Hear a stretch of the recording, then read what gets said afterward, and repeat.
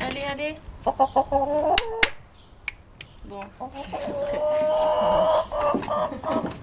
Bah, je crois qu'elle sait que les gens ils vont venir manger. Du coup, allez. Ça y est. Allez, allez. Alors je suis tombée sur cet ouvrage, ce recueil, parce que j'ai lu un livre sur... je voulais mettre des plantes médicinales dans mon jardin.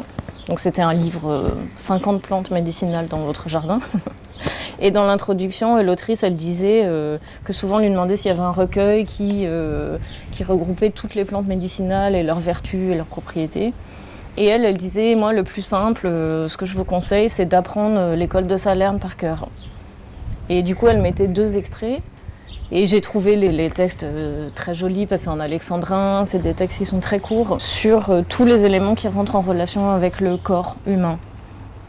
Donc la nourriture, les boissons, mais aussi les saisons, la température, les maladies, l'amour, les bains, etc.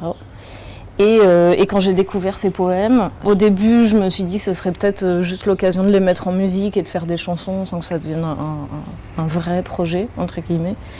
Et finalement, plus je les lisais et plus je me les appropriais et plus j'avais envie que ça devienne autre chose, parce que je commençais à m'intéresser au contexte dans lequel ils avaient été écrits. Donc ça parle de la médecine, du Moyen-Âge, du XIIIe siècle.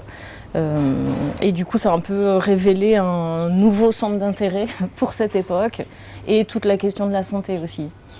Qu'est-ce que ça veut dire aujourd'hui d'être en bonne ou mauvaise santé, et qu'est-ce que ça veut dire au XIIIe siècle, et c'est pas la même chose. J'ai l'impression qu'aujourd'hui on est plus dans quelque chose une stabilité. On va imaginer que si on mange bien, que si on fait du sport, que si on fait tout ce qui est en notre pouvoir pour avoir un corps fort et sain, il va rien nous arriver. Et du coup, c'est aussi oublier qu'on vit dans un monde qui nous influence, même si on s'en rend pas compte. Tout est toujours en relation avec le corps, ou le corps est toujours en relation avec le monde qui l'entoure. Comme c'est un texte qui est étranger à nous, on s'est dit qu'une manière de le faire entendre, et quelque part de se le réapproprier, mais aussi d'affirmer que c'est quelque chose qui est étrange, c'était de les chanter. Et du coup, on est 3, on est aussi trois corps de femmes, parce que souvent l'histoire elle est racontée par les corps des hommes.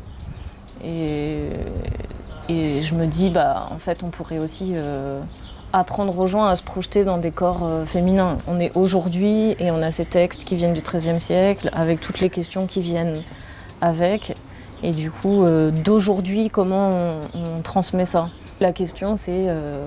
voilà, qu'est-ce qu'on a oublié, et du coup peut-être qu'est-ce qu'on n'a pas oublié, peut-être qu'il y a des choses, c'est une fiction, mais comme je pense que comme le travail d'histoire c'est une fiction, donc il y a ça que je trouve qui est assez beau aussi, où on pourra jamais vérifier, mais par contre on peut pousser notre imaginaire un peu plus loin.